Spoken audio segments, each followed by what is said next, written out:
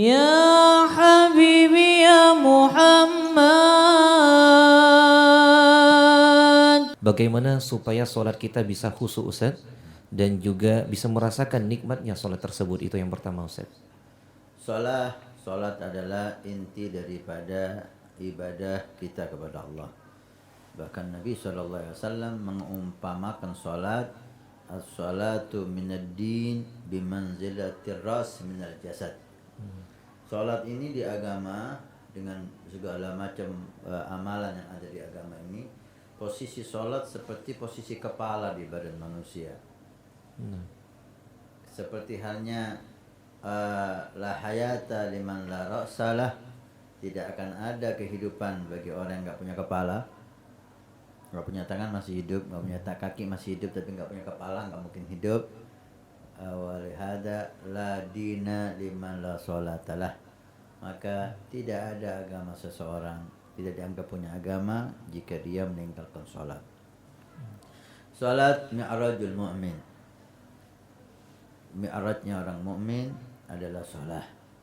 Sholat awalu ma yuhasabu abad fi gubri wa fi riwayah fi akhirah as-sholat. Amalan yang pertama dihisab oleh Allah sholat. Salahat, kalau sholatnya baik, gobilat diterima, gobilat sairu amalih, semua amal ibadahnya, zakat, puasa, haji diterima. Sholat diterima, semuanya diterima. Kalau ruddat waruddat wasairu amalih, kalau ditolak sholatnya, maka semua ibadahnya ditolak. Maka perhatian kita kepada sholat pantas kalau perhatian kita besar dan kita khususkan. Allah yabarik fikum. Mudah-mudahan Allah memberkahi penanya ini, memikirkan tentang bagaimana sholat yang khusyuk, bagaimana sholat yang bisa kita nikmati.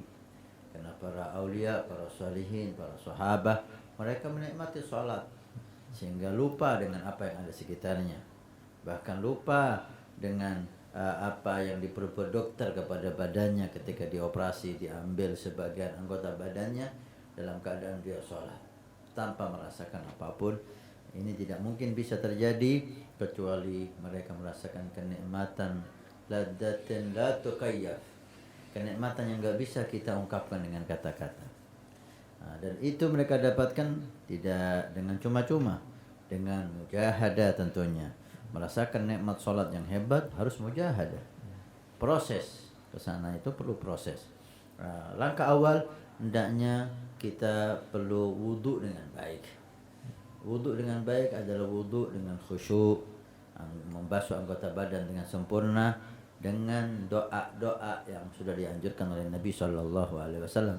Walaupun fuqaha sebagian mengatakan doa hanya dhaif, tapi cukuplah bagi kita. Imam Ghazali, beliau mengatur doa membasuh tangan, doa ketika kumur, doa membasuh muka, doa membasuh tangan.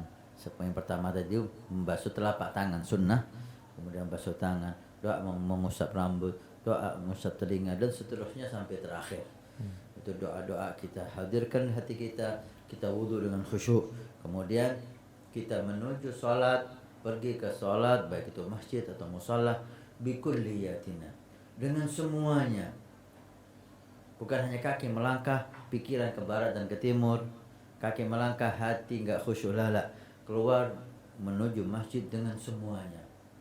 Jadi persiapan sholat ketika kita keluar dari rumah. Demikian yang dilakukan oleh Habib Abdullah bin Ali al-Haddad. Beliau mengatakan, man kana lahu hajah fayukallimuna ba'da shalah, la yukallimuna inda hurujina fi shalah.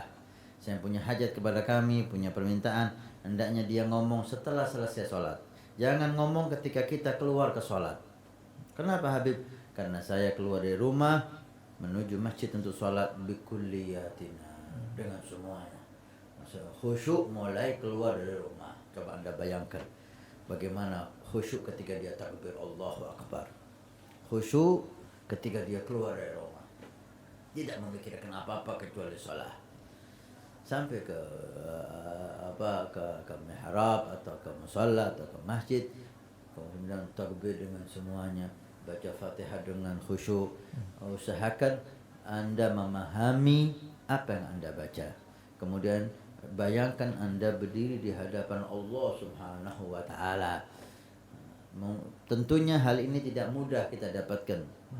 Tapi perlu adanya mujahadah. Wa insyaallah ketika kita berusaha, maka seperti firman Allah, walladzina jahadu fina lanahdiyannahum subulana. Orang yang berusaha akan kami berikan jalan keluar dan hidayah.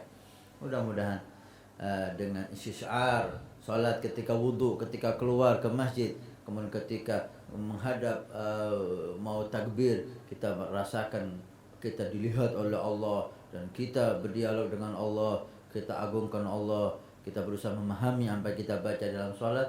InsyaAllah Allah memberikan kita khusyuk. Mungkin nanti lupa ketika rukuk, ingat lagi ketika sujud, dan terus menerus semacam ini sampai Allah memberikan kepada kita khusyuk secara sempurna. Dan disitulah nikmat yang luar biasa. Mudah-mudahan Allah memuliakan kita.